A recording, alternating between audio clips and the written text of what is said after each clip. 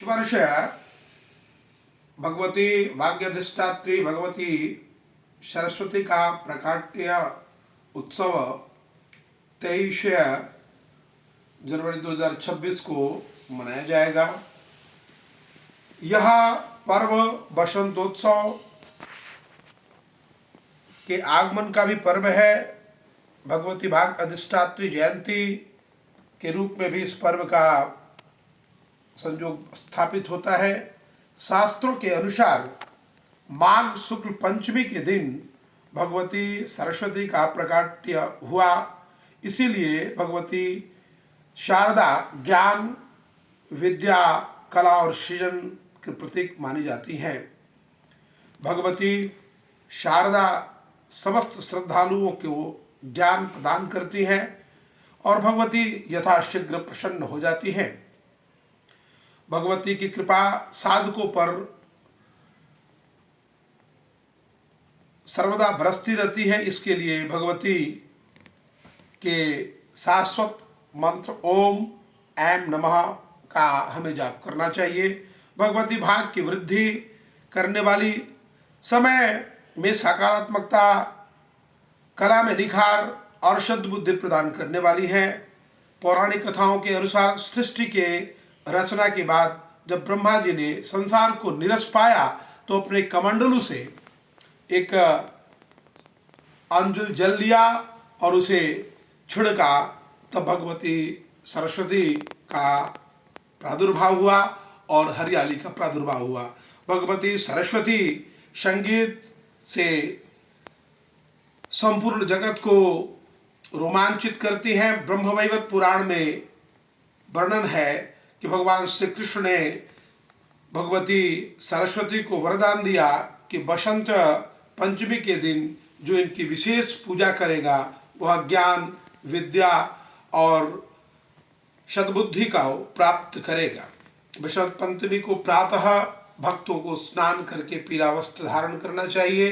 पीला वस्त्र जो है सकारात्मकता का प्रतिनिधित्व करता है, इसलिए पीत वर्ण धारण कर करके स्नान करके पंचगव्य का सेवन करके षोडशोपचार भगवती का पूजन करें। भगवती के षोडशोपचार पूजन में आप सुयोग्य आचार से भी आप भगवती का आवाहन करा सकते हैं और भगवती कला की अधिष्ठात्री भगवती सरस्वती आपको विद्या प्रदान करें, सद्बुद्धि प्रदान करें। इसके लिए आप भजन संकीर्तन का भी नियोजन कर सकते हैं। इस दिन नवजात शिशुओं को अक्षरारंभ कराने का भी शुभारंभ होता है। इस दिन से हमारे यहाँ बच्चों का नामकरण संस्कार, विद्यारंभ संस्कार आदि का भी शुभारंभ का मुहूर्त होता है। इसलिए जो बच्चे पढ़ने में कमजोर होते हैं उनके जीभ पर मधु और सोने के सलाका से भगवती का शाश्वत मंत्र ओम ऐम नमः लिखा जाता है। एक कथा है कि भगवती भुवनेश्वरी की उपासना करते थे हर्ष, और उनके पिता को काश्मीर के राजा के द्वारा दंड दिया गया और वे इस संसार से परलोक की ओर पधार गए। शास्त्रार्थ के लिए राजा की एक व्यवस्था थी, वहाँ लोग शास्त्रार्थ करते थे, जो पराजित हो जाता था उसको मृत्यु दंड दिया जाता था।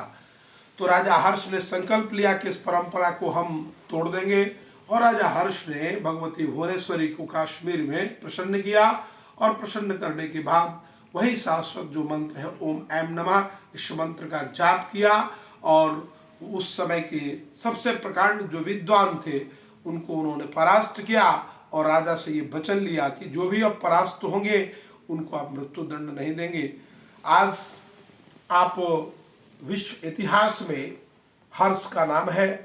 आप बड़े बड़े ग्रंथों को आप अगर पढ़ेंगे तो हर्ष चरित के नाम से आप पाएंगे। तो ज्ञान की अधिष्ठात्री, बुद्धि और विवेक की दात्री भगवती वाक अधिष्ठात्री भगवती सरस्वती का यह प्राकट्य उत्सव आप समस्त श्रद्धालुओं को ज्ञान, विद्या, बुद्धि, कला और संगीत से सात स्वर भर कर करके समस्त हिंदुस्तान ही नहीं विश्व को रोमांचित करे और सात सुरों का जो यह रंग है वह आपके जीवन में भरे और आपका जीवन मंगलमय हो, इसकी हम शुभेच्छा करते हैं। आपके चैनल के माध्यम से हम कामना करते हैं कि भगवती शारदा अज्ञान को दूर करे और सबके अंदर, सबके हृदय में ज्ञान को भर दे। इसी कामना के साथ मैं आध्यात्मिक गुरु पंडित कमलापति त्रिपाठी आपको बसंतोत्सव का और 26 जनवरी के इस पुनीत पर्व का मैं हार्दिक बधाई देता हूँ। आप सबों का मंगल हो, विश्व का कल्याण हो। ओम सरस्वत्यै नमः।